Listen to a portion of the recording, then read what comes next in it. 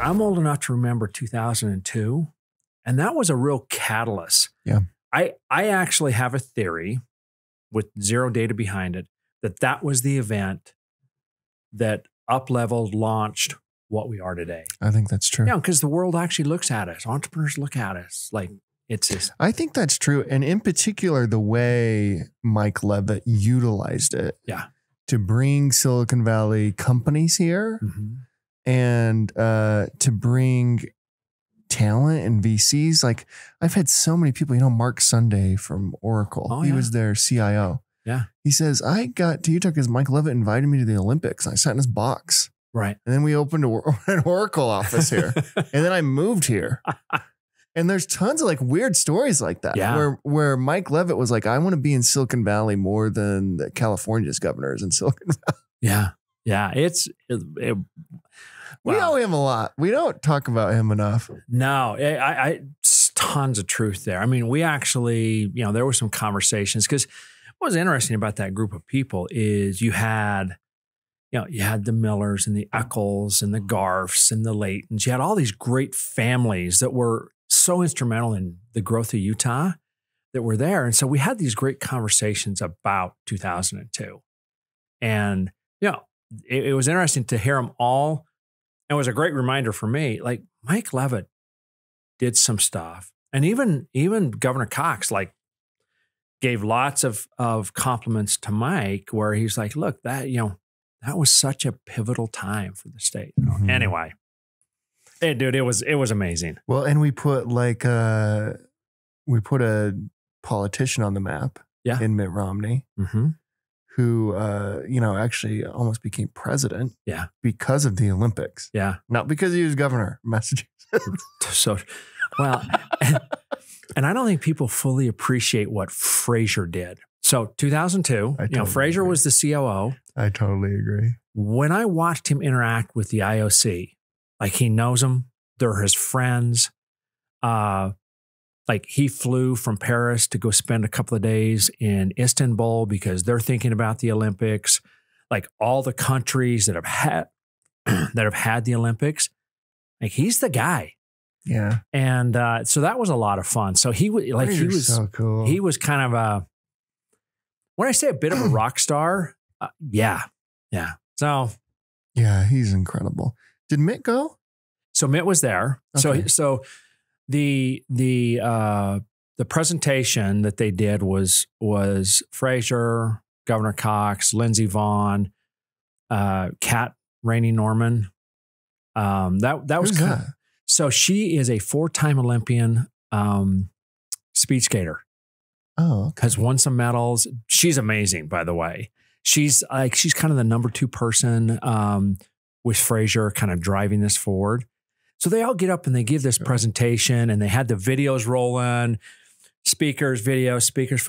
I got to tell you, there was some emotion, tears, excitement. It was like a rock concert what those guys did. That's so cool. And the audience is 95 IOC members from around the world. That's what it was. And then, of course, all of us that are kind of sitting there and that's so cool. And then you have current Olympians like, Jimmer Fredette was there and a couple of Winter Olympians. And so they were kind of all intermixed with us. Once again, coolest experience I had that. And then to go attend events. Yeah. Wow. What events did you go to? So gold medal round of the women's team gymnastics. Dude, Simone Biles is amazing on television, but when you see her in person, I can't even imagine. Not even close. Like, wow. People talk about her as being one of the greatest athletes, if not the greatest athlete. I'm all in on that. You know how hard that is? That's way harder than throwing a football. Totally. Dude, you should. That's like unbelievably harder. The height she gets on the vault and all that kind of stuff is measured by feet above everybody else. So that was one event. Went to handball. Dude, that is a wild sport. Why isn't handball super popular? To me, handball is like this cool mix of like basketball and a little soccer. It's like, it's really fun, but I only ever see it every 4 years. Yeah. At the Olympics. So I travel a lot internationally. You can see it on television in the Middle East, in Europe. I don't know why it hasn't caught on in the US, because it's fast, it's high scoring, it's physical. Anyway, so we went to that. That was fun. Then we did like a swimming event where some of them were actually gold medal. One of the races was the men's 4x100 medal round. So we got to watch Caleb Dressel swim the anchor, and the U.S. won the gold medal. Oh, that's cool. Dude, it was like a rock concert in there. That's so cool. It was amazing. Went to 3-on-3, so I got to watch Jimmer play. How much fun was that? Dude, Jimmer playing ball again. Yeah, it was so fun. And 3-on-3, that's a fun sport. Yeah. 10-minute, basically a 10-minute game.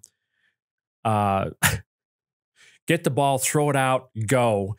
And like the shot clock, I want to say it's like 10 or 12 seconds. Dude, it's pretty wild. Cool.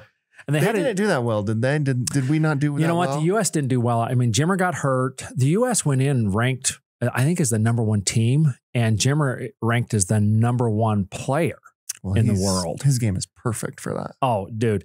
He got hurt. We didn't do real well, but it was a lot of fun.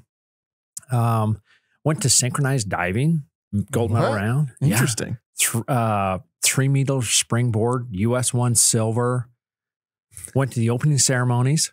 That's cool. That was really cool. Did you realize that there was some controversy? That thing died down in like 2 days, but like there was some controversy around like that Last Supper thing. Oh yeah. Like it was really interesting because like it flared up and you knew about it, especially over there. And there was obviously a group of people that saw nothing wrong with it, and then there was a much larger group, and there was a ton of chatter, but it did die down. I think I have never felt so much unity, patriotism, not only for the U.S., but for other countries, respect for one another.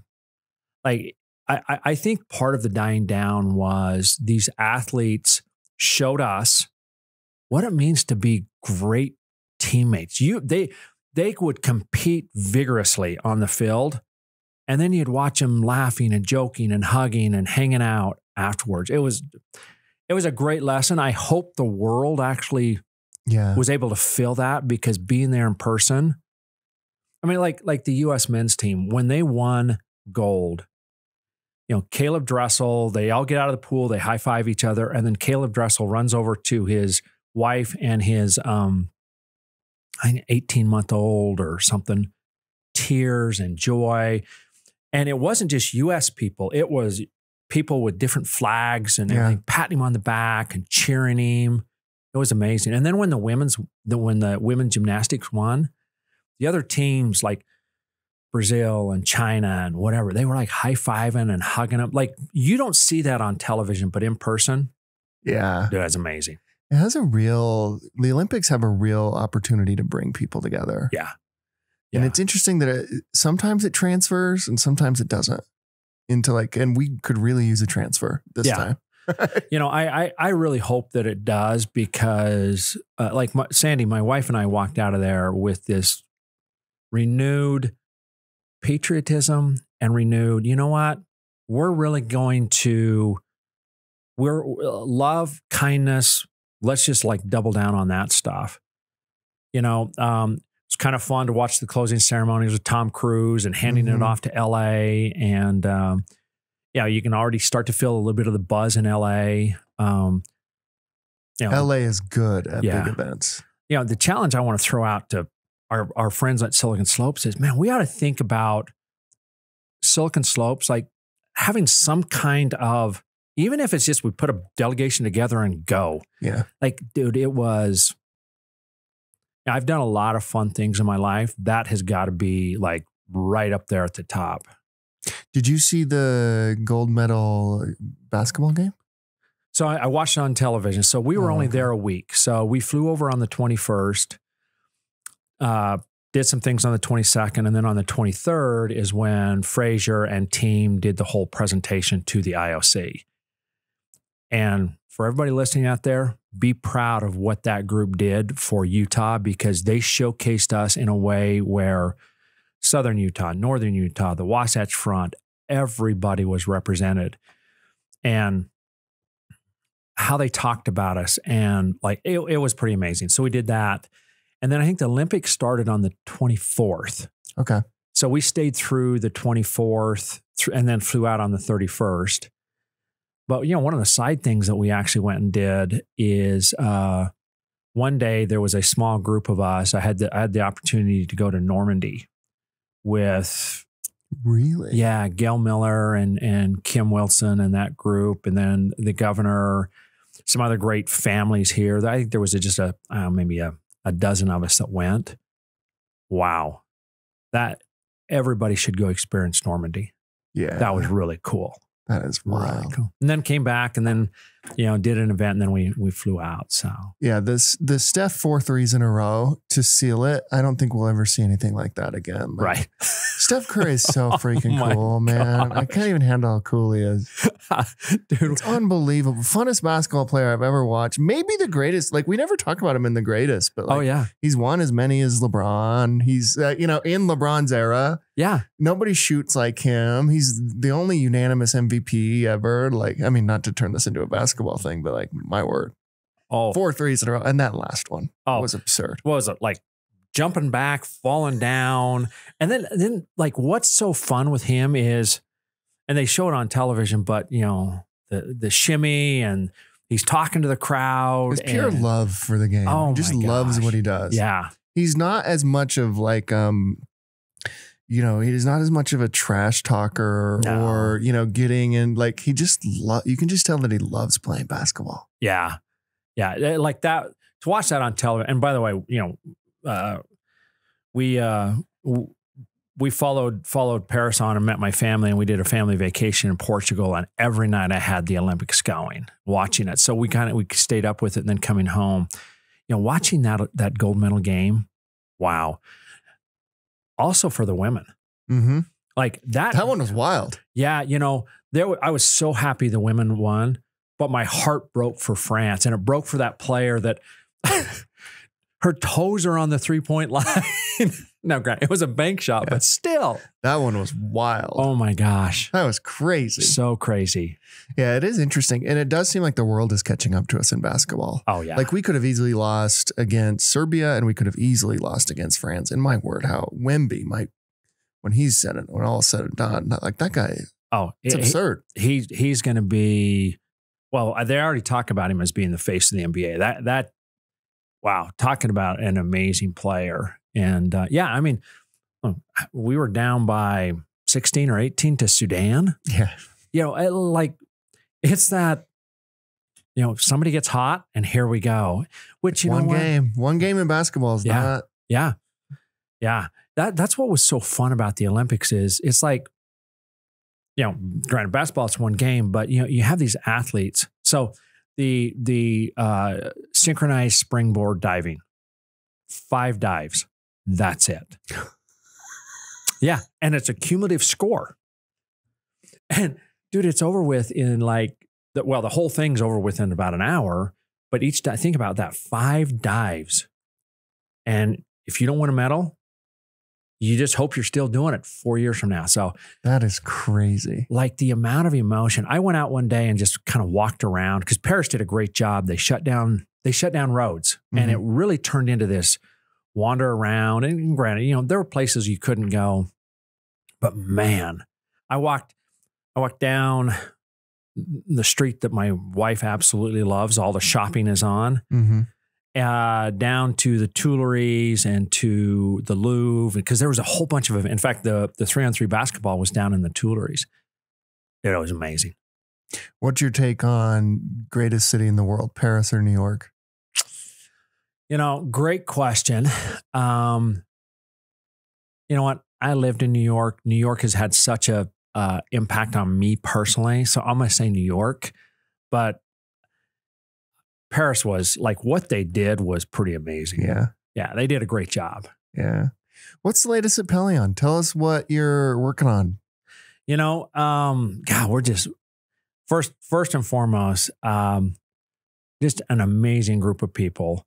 But then I'll double click on some of the companies we have. Well, we're involved with a ton of companies. I think we have over 70 companies across all our funds. And one of the big efforts that we have, and I think you've been helpful for us, is this whole kind of Build Utah. Mm-hmm. We are.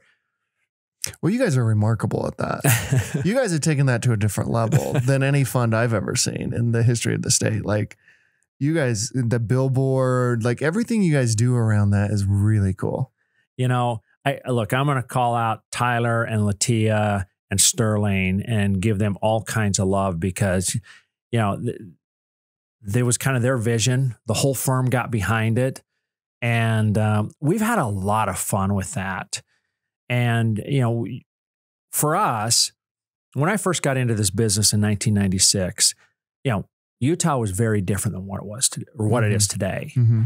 We've gone from, 20 years ago, 10% of our companies in Utah. We're over 60 today, pushing 70% of our companies are in Utah. It's incredible. It's so, I think about the founder of our firm, Jim Dreyfus. Yeah. Jim had this vision in 1986 that Utah was magical, that things were going to happen. And I had lunch with Jim the other day and I said, dude, you were right. 20 years too early, but you were right. 1986. Yeah, that's when our firm was founded, 1986. There was no other firm in that. No. Not even close. I mean, when would the next firm have even come? Like 15 years later? Yeah, I think like Todd Stevens and Kent Mattson and those guys came along with Wasatch, now Epic. I think they were maybe a decade later. You had the V-Spring guys that showed up in 2002. But yeah, I mean, Jim was kind of like the game in town. Yeah, he's somebody we don't recognize enough either. No, Jim's great. And you know what? He's loving life. He's fishing a lot. Good for him. Yeah, he still advises us. And what I mean by that is I call him on the phone and I get him to come to stuff. And there's just a lot of wisdom in Jim because he fought that battle for 20 years when no one paid any attention to Utah. Yeah, what is that? That's like 38, 39 years. That's almost 40 years ago. 2000. So this year is our 38th anniversary. If you can believe it. That's actually so cool. It's so cool. Yeah. But was it intentional for you guys to have 70% in Utah, or did it just work out that way? Like because I don't really think of Pelion as like just a regional fund, which is kind of interesting. Yeah. So it started as a regional fund. That was kind of one of Jim's themes. And when I joined in 2002, I had been running Novell's corporate venture fund, and I was doing a ton of stuff in the Bay Area. So we just kind of expanded the reach. And our conclusion was it's the law of restricted choice. When you start restricting by geography, whatever, you're going to restrict your returns. So we just decided we want to invest into the very best companies, regardless of where they are. And if you go back 20, 25 years, there were some great things happening in Utah, but Omniture wasn't even around. Yeah. Like it was WordPerfect and Novell and yeah. You can't go, and then look, kind of roll forward and Josh that came around and he had what Ryan and Aaron were doing with Qualtrics and like those companies were in the 2000s and were certainly catalysts. But what we do, and I think the reason why we're at where we are is we have a chart where you can trend activities, unicorns, investment dollars, all that kind of stuff in Utah. And our deal numbers follow that trend line. So I think it's a combination of one, we love it here. It's amazing.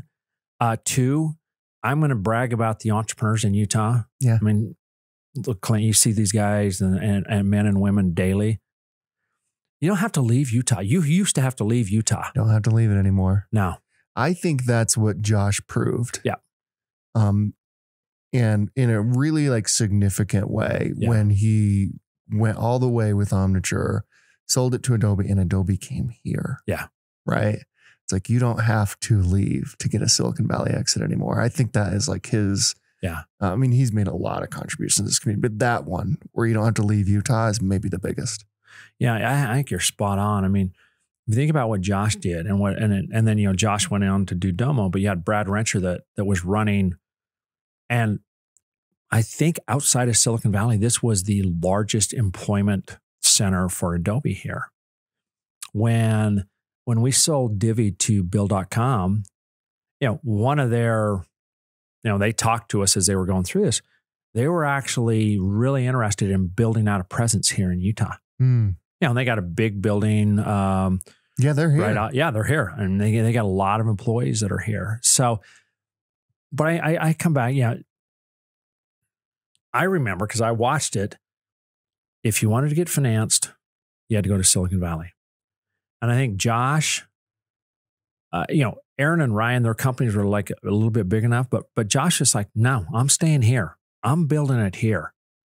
So, and I think that gave confidence, that gave whatever adjective you want to call it to the rest of this entrepreneurial community today to say, I don't have to leave. Then, you know, you have a bunch of funds here in town, which is amazing. And then you also have firms that have hired people who their whole focus is on Utah. That part is really crazy. Yeah. I mean, Battery has a person here locally. Like we can go down the list. You know, part of them come and hang out with us in our new building. Yeah. Yeah. Oh, yeah. Yeah. So. Yeah. How long have you been in the new building? January. Okay. Yeah.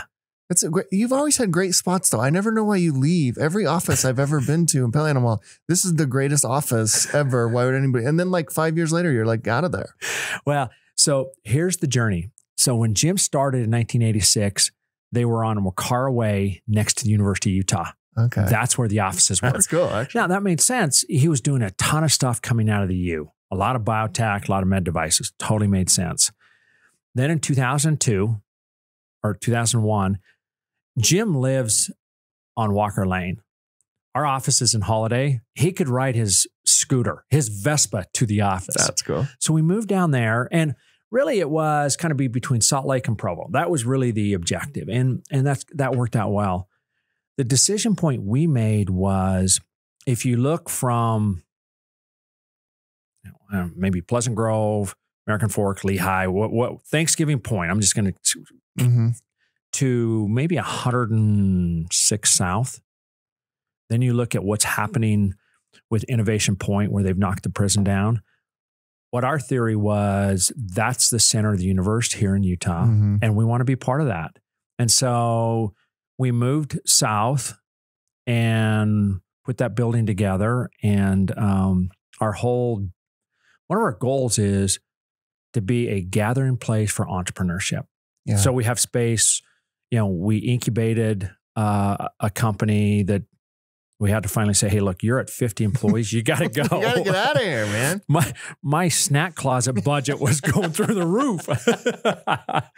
And then we have 3 companies in there with us now. We have a conference space where we can host events for, I think the most we can put in there is about 150 people. That's a ton. And that's bigger than Silicon Slopes can do. Yeah. And so and it's a lot of fun. We've had,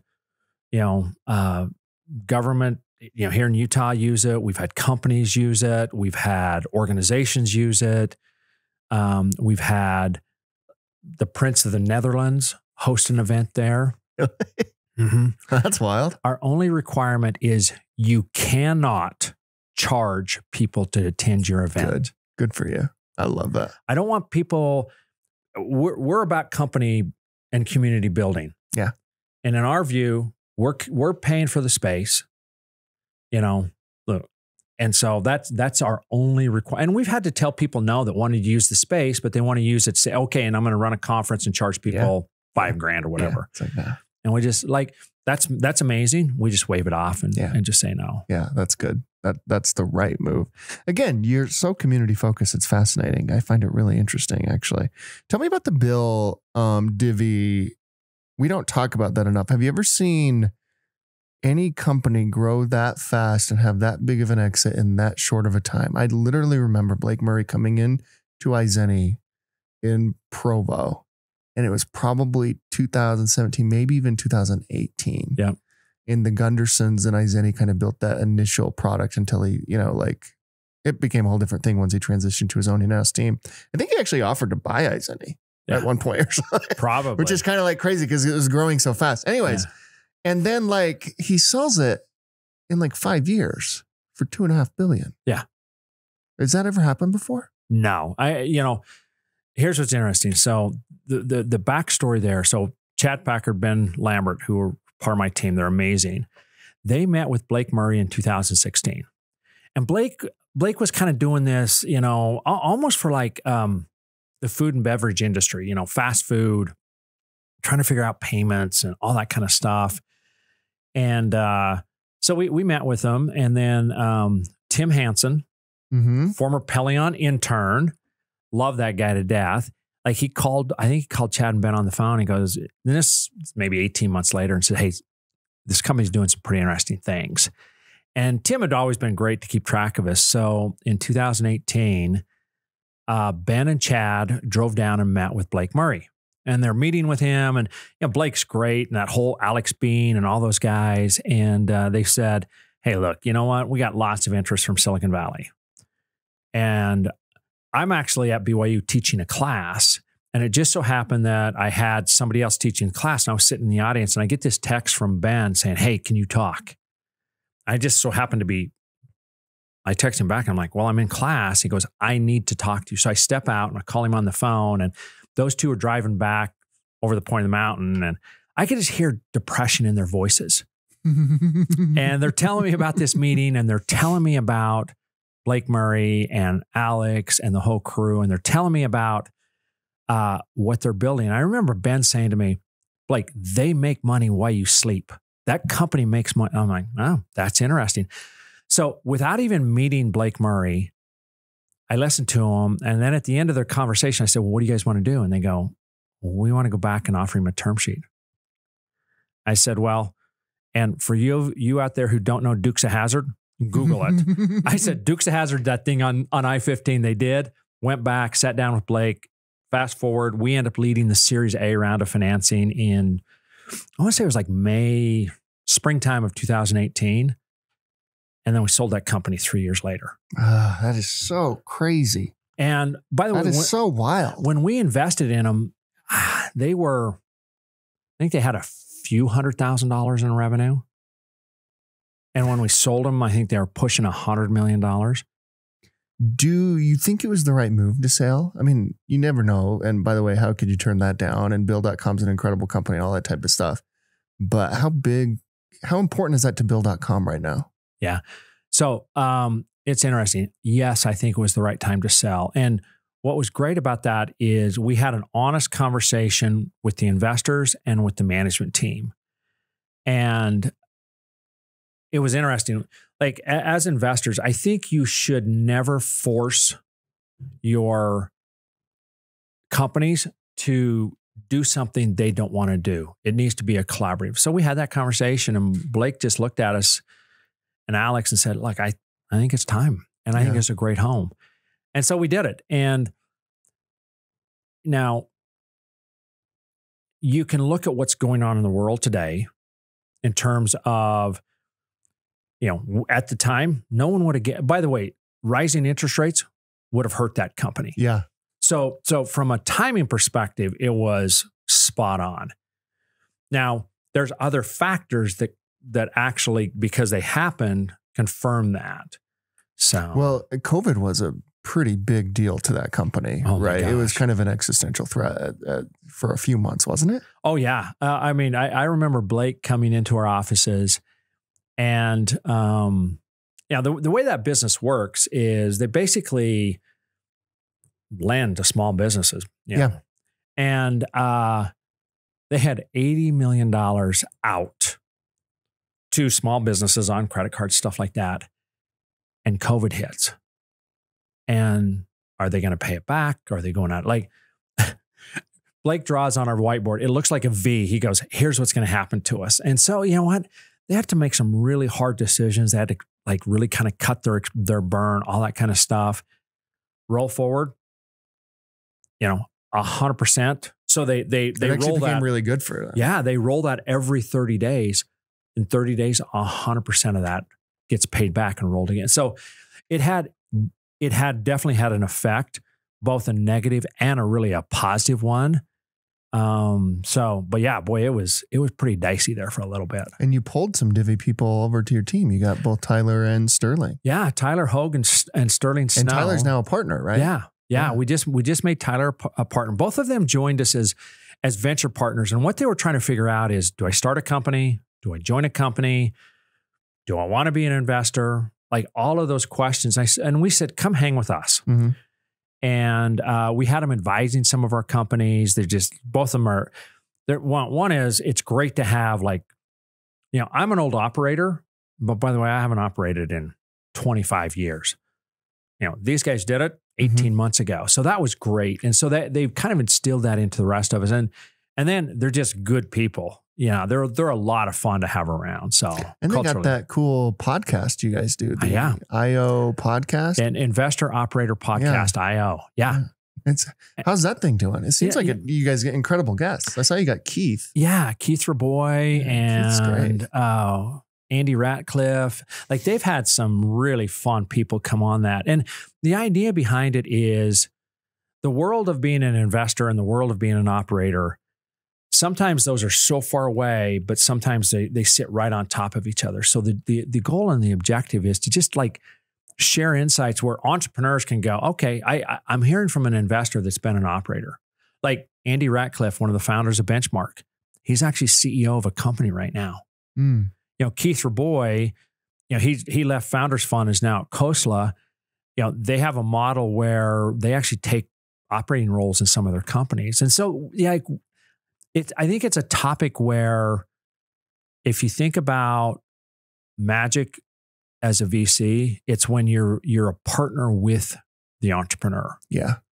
So, well, that's what I was going to ask you is is VC changing? It seems like it's going more from generalist to specific industry. And where can you help me? What is your experience? Having somebody like Tyler and Sterling is if you're a fintech startup in the state of Utah, where you're not going to Pelion, right? Because they've done it and they know. And the value of that is so much bigger than a check. Yeah. Well, it's interesting. Some of my what I'll call younger cool kids at the office will often joke with me because I'm old enough to remember when good VCs were former operators. And then there was a window there in time where everybody that was hired into venture was either a former consultant from Bain or McKinsey or an investment banker. Mm-hmm. And that was great because and then the pendulum has swung back again where, having some kind of operating experience, Tyler and Sterling, great examples where that. And so as we think about it on our side, we've done something where we have this organization, it's called our Entrepreneur Fund. I think we've chatted with you a little bit about that. Mm-hmm. And it's less about, and they're investors in our fund, but it's less about that group of people being an investor and more about, we have people who come from cyber and fintech and marketplaces, and the list goes on, where we can reach out and talk to them. Scott Cutler, I'll just brag. I don't know if you've had Scott. Oh yeah, I love Scott. He's amazing. But here's a guy who, he's running StockX, so this great e-commerce company, spent 10 years at the New York Stock Exchange. So when you think about going public, and then, he was president of StubHub. Yeah. So we have a couple marketplace companies, and we've just had Scott go down and spend time with those CEOs.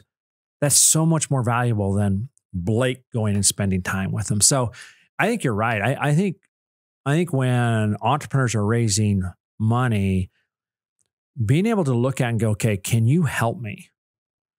And the help maybe isn't necessarily, Blake who's sitting there, but maybe it's a Tyler who's recent, or maybe it's, somebody who's sitting in this entrepreneurial fund. I mean, they're trying to figure out how to do I set up engineering in India, the Philippines, South America.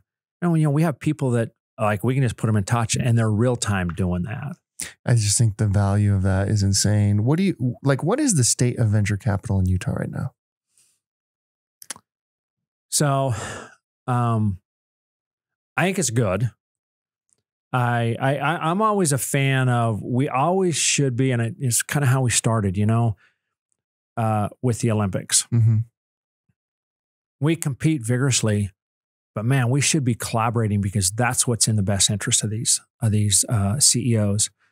And I learned something from Jim Schwartz, who's the founder of Excel.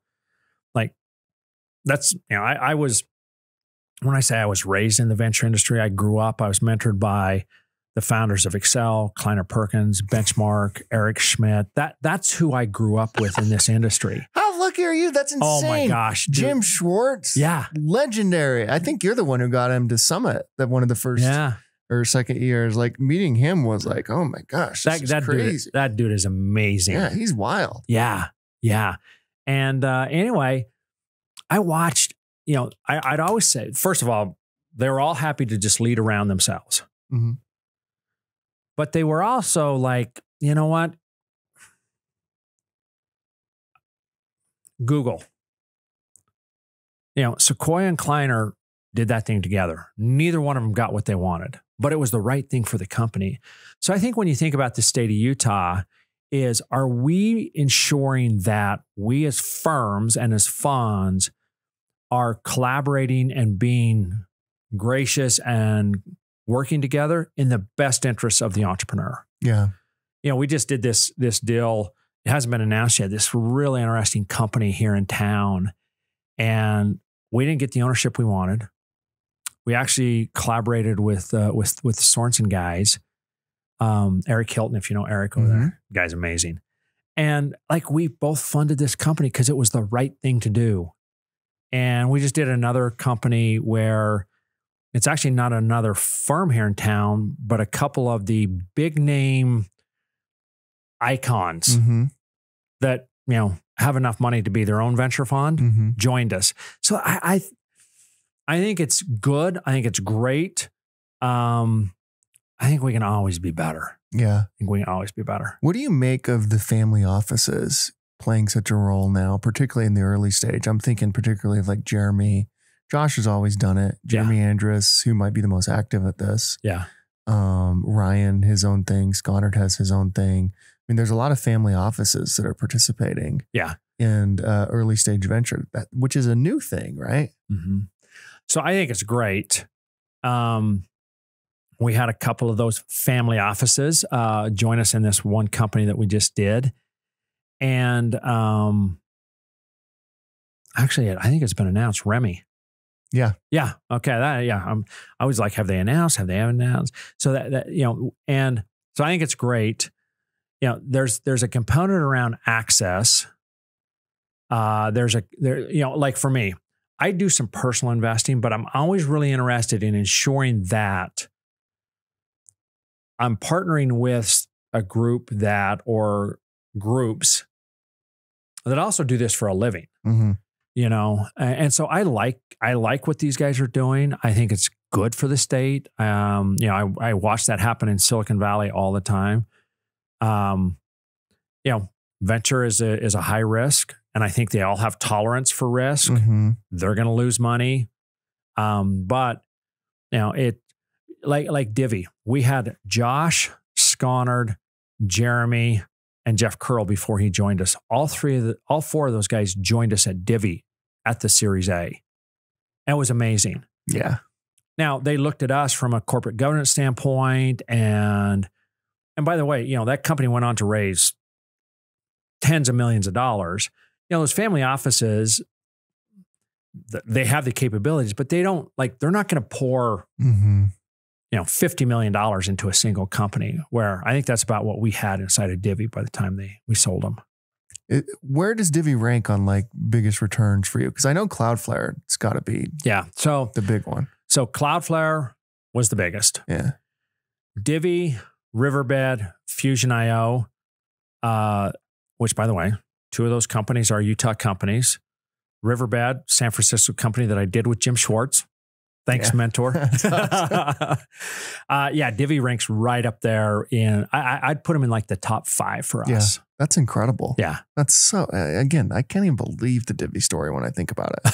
Dude, it's amazing. What do you think about early stage? Like, where are we there? Because it does seem like more and more funds that started out as early stage funds, rightly so, have moved upstream, given just the economics of being a venture fund, raising additional funds, all that type of stuff. It makes a lot of sense for them to move upstream to become more like Series A, Series B, kind of like at middle between seed and series. But we're not getting a lot of like, what I'm not seeing a lot, and this could just be I'm out of touch. I'm not seeing a lot of like 250K checks or 500K checks, right? Or those types of things that we used to see kind of like pretty consistently. Now, when you raise a seed round, it's like 5 million. Yeah. It's like, what? Yeah. That's a seed round? That's crazy. Yeah. You know, I think part of this is what's happened the last couple of years is, you know, there was so much money at the individual level sloshing around that you'd see a lot of that. I think interest rates, people just aren't as rich as what they used to be. Mm-hmm. I think that's all kind of pulled back. You know, it's interesting. So we as a firm, you know, when Jim first started this thing, he was a pre-seed and seed fund. I'm more of a Series A, Series B. So I probably had that kind of influence. But as an organization, you know, I don't know if we'd ever go pre-seed, but we'll definitely do seed, Series A, Series B.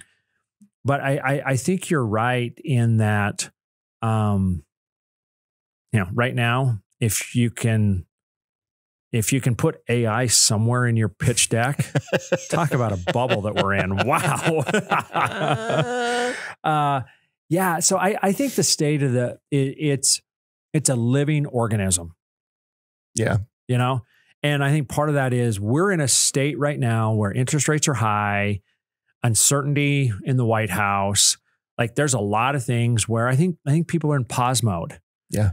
Rightfully so too. Like who knows how the rest of this year is going to shake out. Yeah. The election's part of it, but you got 2 wars. You got one war that's about to get crazy. It seems like with Iran and like, I don't know that I would be, you know, super excited to throw a bunch of money in the market right now. It's kind of crazy. It is super crazy. And, you know, look, you had what was going on.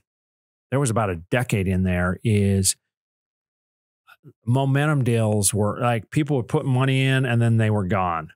And look, we benefited from that. But in a company building, you know, I just had a board meeting yesterday and it's a company that's doing great. And their burn is $5,000 a month. You know, and they're doing $30,000, $40,000 a month.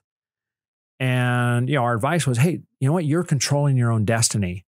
So like I think there's a kind of a wait and see sort of view. So I think that's what's going on. But you know what? It's gonna flow back the other way, I think, because it's just been this big ebb and flow on that. What do you think of, I know that you love him, I love him as well, Bryce Roberts, who's based in Salt Lake, but doesn't do a lot of Utah investments still. Bryce. No, he does. He's amazing. There was a time where he hadn't done any and I always call him out, but he has now. But he started NDVC, which is kind of like this kind of counter VC movement. What are your thoughts on that? I think it's really interesting. But then I hear the reverse of it as well. Like I had Carrie from Cross Creek in here, right where you are, just yesterday. And she was saying like her advice to like that 5,000, the 5,000 burn with 40,000 revenue a month would be to like, you need to step up your game. If you're only growing 10%, nobody's interested in you. Like you need to be growing like 50%. Yeah. Like, so I don't know. And I'd actually not heard that perspective in a while, Carrie, but she's obviously like, I want to get you to an IPO. Yeah. She's like right before you IPO, which is a whole different thing. It totally makes sense for where Cross Creek and Carrie invest. And by the way, she's a great investor. Incredible investor. I know Carrie well. Side note, Carrie went to high school with my wife. Really? Yeah. So funny. That's awesome. So I got to know Carrie a while ago, and she's incredibly intelligent. And man, talking to her, I was like, wow. Yeah. Yeah. I think she's somebody who, you know, because of the stage which she invests and all that kind of stuff is maybe doesn't get the kind of credit that she deserves, but she's amazing. And so the Bryce question here's, if you think about where we invest, where venture invests, it's high growth, you know, rocket ships. I think it's like Andy Ratcliffe who gave Tyler Hogue the advice. If you see a rocket ship, don't worry about what seat, just get on and sit down. Yeah. Like it doesn't matter what you're doing. So I think there's that component of that. But if you think about all of these great businesses, they're only growing at 20 or 25%, and you have patient capital. Yeah. I think it's great. Because there's a lot of those businesses. So Bryce doesn't have, in my opinion, probably a lot of competition because, you know, if a company's not growing at 50 to 100%, we'll just pass. Yeah. That's Pelion. Yeah. And I think venture in general will just do that. So you got a business that's growing at 20%. Isn't that interesting? Yeah. Like Bryce is in there just cleaning up in that area. That's so cool. It's so cool. And then the other aspect of it is Bryce is just a good dude. Great man. Yeah. He and I both have jazz tickets, and we sit across the arena, and so we'll snap pictures back and forth. So we have a lot of fun during the jazz together. But yeah, I like what he's doing.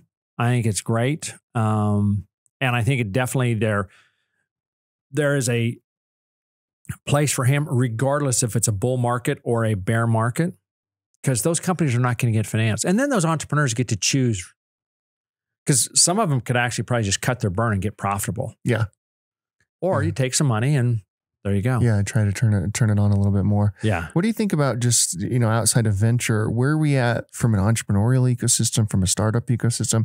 Remember, like, I don't know, I'm thinking like 2013, 14, 15, 16, 17.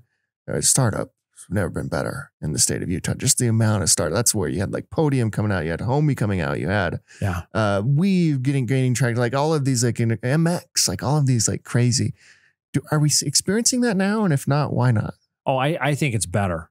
And the reason the reason I say I think it's better is, rightfully so, you had all the companies you just rattled off, and I'll throw an Omniture and a Qualtrics. You had all these companies that were like the headlines, and we needed them to be the headlines. We needed to tell, love all of those individuals to death, because we were able to use them to scream at the top of our lungs how great Utah is. That's why I'd always put them on stage. Yeah, totally. Get up there and just talk. Totally. And then Divvy was after them. So you have this next kind of generation. And I think today, like there's this company here in Utah called Strider. Yeah. Love that company. There's a bunch of these next companies that are coming that I think we as an organization, I think we've matured enough where we're going to continue to celebrate all, that group that we talked about, Brandon Rodman, Ryan Smith, Josh James, Todd Peterson, Aaron Scott. Like, I want to just go down the list of all of them. And so, by the way, everybody, if I didn't say your name, thank you. Now all of a sudden we have this group coming, and COVID's gone away, so we can start complementing and augmenting this next group coming. And then there's a whole bunch of really interesting early stage businesses that are, sub $20 million in revenue. People don't know about them. I know. But, they're growing at 300%. That's so crazy. So we're strong. We're strong on the startups. So, our last two funds, we've been over 60% of our companies in Utah. Our upcoming fund is going to look just like it.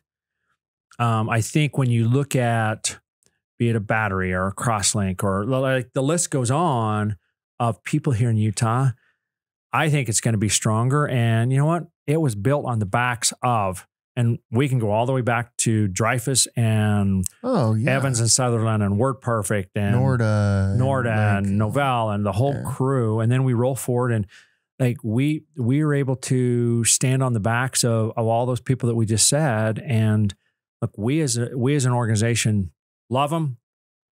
And I think you'd hear from them. And that's why I think those guys turning around and investing is amazing.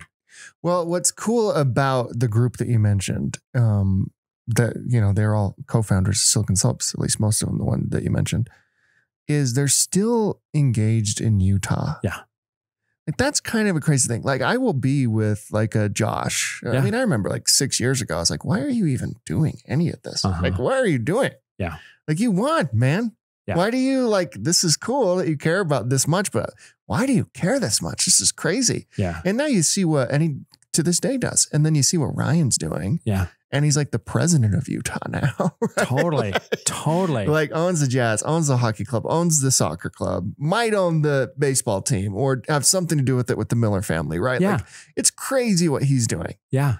Like the fact that they stay and stick here, I think that is unique to Utah. It's so unique. You know, if you think back to, in fact, I was having this conversation with Gail Miller's sons, Steve Miller, who was at the Olympics, and we were out on a bike ride one day, and he and I were just riding along. I think people forget that what Larry did with the Jazz. You know, he bought out, I think it was Sam Battistone, I think $10 million or something like that, and he leveraged every nickel he had to do that. You know, you had the Eccles family with First Security Bank. You had the Huntsman family. You know, we can go down the list of all those great families that they didn't need to do this. And they're still here. And they're still putting it in. And they turned around and they invested, which now you have Ryan and Josh and Todd and Sconard and Jeremy Andrus, and the list goes on, where on one hand, I think we had a great set of examples out here in that group. Somebody's got to carry the torch. These guys have picked it up. I think what we want to make sure, and our responsibility and obligation, and it doesn't matter if you're a younger entrepreneur, a younger founder, like whatever it is, there's going to come a day where, you know, as much as we love them, you know, time doesn't slow down. Yeah. And so who are, and by the way, they're all there. You know, who's next? It's Blake, it's Brandon, it's like the list goes on. And then there's a bunch of these companies. It might be, you know, Eric and Greg Levesque from Strider. There's all these companies. Eric Ray. Yeah, I mean, you know, Strider with Eric and Greg Levesque, you know, they have no ties to Utah. They went to Utah State. They grew up in Maine and in Boise, Idaho. One of them was living in DC. The other one was living in Muscat, Oman. And they decided to build a company in Utah. Think about that for just a minute. That's so cool. Yeah, it's so cool. So I think that we're in a great state. We got all these guys. And I don't think you have to challenge this next generation. I think we all should feel an obligation to look at maybe Larry H. Miller as the iconic guy who said, you know what, I'm going to double down, and the risk he took and the ripple through effect. I mean, we talked about, even on the government side, you know, Mike Leavitt, but I do believe that, like, you know, Spencer Cox is, you know, he's doing some good things. Yeah. So. Yeah, Spencer's doing great. And this is his last term. He's only going to do 2. I think the next step is like, we got to elect a governor. Yeah. We got to get Jeremy Andrus in there. I harassed Jeremy Andrus, Spencer Eccles. Like there's a group that could be really, really incredible. Oh my gosh. In fact, Jeremy and Kristen, and actually Spencer and his family were with us in Paris at the Olympics. And you know, I said, hey, look, you know, we're gonna have you know, Spencer, I think, is gonna be our next governor again. And then he said he's going to be done. So what are you guys doing? Yeah, it's between those two. And you know what? They're both just such humble guys. And they're like, oh, no, you know, people don't. Jeremy hates it because I bring it up all the time, like publicly, like as I'm doing now. Yeah. Like I want him to be the next governor. I think he's just an incredible leader, maybe one of the best leaders in the whole country. And we just have him sitting here in the state of Utah ready to serve, right?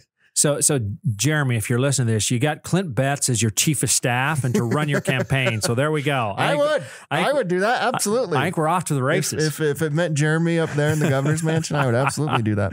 What's next for you? I mean, at what point do you, I mean, you're full force, still going super hard. At what point are you like, hey, maybe take it off. You've got a great team. What does the next like 5-10 years look like for you? Yeah, you know what? It's a great question. So my wife will tell me that I have to figure out a hobby before I retire. Terrible at golf. So I play, but I'm terrible at it. I don't have any hobbies. So I'm working on that part of it. That's cool. The other thing is, you know, we're trying to be more involved. So I want Pelion to always be a building block in this community. Like that's important. And it's important to not only me, but my entire team. It's important to my family. And I believe that Blake has a responsibility, just like a lot of the people that we've been talking about, that what Jim Schwartz did for me, Jim Dreyfus, John Doerr, the list goes on of all of these guys who helped me grow up. I have that responsibility. And so that's where I'm spending my energy. When we were asked to be part of the Salt Lake organizing committee for the Olympics, we jumped at it because that to us is a community-driven effort. Mm-hmm. Our involvement with the new hospital out in Lehigh. So those are the things where I would say. By the way, thank you for that donation. You're welcome. That was incredible. As somebody who had his kid go through primary children's over the past 2 years, it's a special place. You know what? It's amazing on many levels, and you've all heard the OK story out there, so I won't repeat that. But I'll give full credit to my wife and daughters on our, so that's what we're gonna do. Mm-hmm. That's where we're gonna be. And in terms of Pelion is, I've not done this ever. I just left for nearly 3 weeks in Europe. Yeah. Between the Olympics and then our family vacation in Portugal. And it was funny. My team kind of harassed me a little bit. Chad Packard calls me on the phone. He's like, "Hey, dude, place hasn't burned down yet." And so like there's an amazing group of people. So I'm trying to work on balance. I love what I do. I love being a builder. I love what you do, Clint. Like what you do for our community. I can't emphasize it enough. I mean, you should go be governor. If Jeremy's not going to do it, let's have Clint Betts be governor. Be That'd be the biggest downgrade. We had the chance to get Jeremy and you get Clint. I was like, is he wearing a hat again? I don't think you can do that. You know what? We're gonna have Spencer Cox put you someplace up there. So that's how we're kind of thinking about the world. Is we still feel like that we've been blessed so tremendously that I want to just, I love what Brian and Todd and Josh, look what all those guys are doing. And we want to make sure that we're contributing our part, meaning the Modersitzki family. And I love what I do. So that's us. I love it. Blake, so great to talk to you, man. Seriously. Thanks so much for coming on. Thanks for having me, man. Yeah. This has been fun.